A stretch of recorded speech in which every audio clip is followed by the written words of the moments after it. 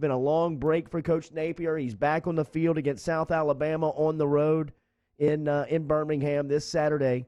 As his Cajuns right now 7-2 take off for a road game, but with us every Tuesday morning here on ESPN Baton Rouge, New Orleans, and Alexandria.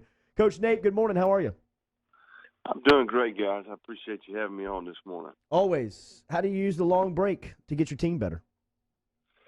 Well, we played Thursday. We actually brought the kids back in Friday, ran and lived, put the game to bed, and then we gave them 2 days off. We gave them Saturday, Nice. Sunday off. We'll take advantage of one extra day this week. So we executed our Tuesday plan yesterday. We'll have our Wednesday format today, and then tomorrow we'll deload, kind of recap the game, and keep moving. Complete game for you, your players, and staff last week versus Coastal Carolina. I got to imagine the defensive group was pulling for that shutout, though, huh, Coach? Man, you got to give our defensive guys credit, man. They continue to get better, playing at a high level, playing really good team defense, all three levels of the defense playing well. They had 236 yards offense. 100 yards of that came on two plays. So you got to give Coach Roberts and his crew a lot of credit, man. They've gotten better.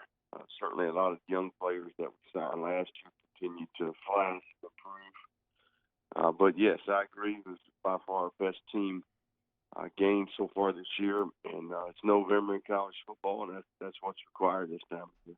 Yeah, and so the team keeps getting better, and Coach O has talked about this quite a bit, which is like, yeah, well, guess what? The more you keep winning, each game just gets bigger, and it's only going to get bigger from here for y'all in firm control of your side of the conference. 3 games left. How do you lock your team in for this final run? Well, I think, this team's invested a lot. You basically work the entire year to get in position the second half of the season to get to November, be in contention, have a chance to finish. It's a tremendous opportunity. I think that our kids fully understand what's at stake. We certainly went through the same progression last year, but we're a much better team and certainly play a much better football. But, it's that time of year. I think the important thing here is you focus on the daily process, certainly the routine that goes with that. You got to avoid cutting corners, taking shortcuts. You got to say yes to all the things that have worked for you in the past and help you play and prepare well. So confidence comes from preparing the right way, and certainly that's what's important this time of year is that you don't look too far out in front of you and stumble and focus on the mission at hand. So you got South Alabama this Saturday. On paper, not the best opponent, but then you got to finish with Troy. You got to finish with Monroe. Those are some big games. How do you avoid looking past USA? Well, I think if you watch the tape, you don't see a 1-7 football team. This is an explosive team. They got several players that are in the top tier of our league. They got really good skill players on offense. Certainly on defense, I think some of the better front people that we'll play against the entire year. And they're going to challenge because their size, height, length, speed, athleticism. They're going to challenge your fundamentals, your precision. So I think you got to disregard the record. Certainly we're going to their place. Going to have to create our own energy. Not much different than what we went through last week with Coastal Carolina.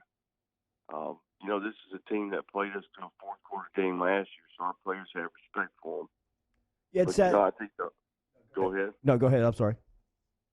I think that, that's what we see on tape. It helps the Saints kind of went through something similar Sunday from what I understand. So maybe our players are watching that game, and that'll help our preparation this week. You've been a part of that LSU-Alabama matchup. I know you mentioned that you had the weekend off, or you gave your kids the weekend off. You didn't take the weekend off. Did it give you an opportunity to watch that game? Yeah, I did have a chance to watch the game. I was very impressed with LSU's football team. I thought they were well prepared. They had a really good plan. They executed the plan and certainly deserved to win the game. No question about it. You have one of the best offenses in college football. When you see that offense play, what do you see? Well, I see exceptional quarterback play. I see really good skill players. and I'm impressed with how they protect Joe. You know, they're doing a really good job of mixing it up. A lot of indicator formations. You know, getting into the right play, isolating the right matchup. I mean, they've got some unique skill players. The running back's an exceptional competitor. You know, and they're scrappy up front, and the quarterback pulls the trigger. Man, the guy's not only accurate and a very good decision maker, he's above average athlete. He can take off running on you as well. When you have quarterbacks like we're on the field Saturday, I mean, those guys look like two of the top 5 picks in the NFL. Yeah. From an offensive-minded guy, from a guy who's calling plays with guys like that, what does that allow you to do?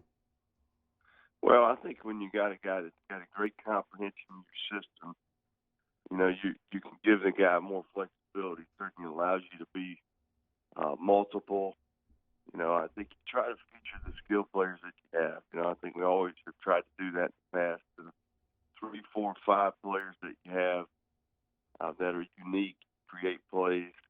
You try to distribute the balls to those guys. You try to build your plan that way. The thing about LSU that impresses me is that every skill player out there is a matchup problem. The running back's a problem. The tight end's a problem.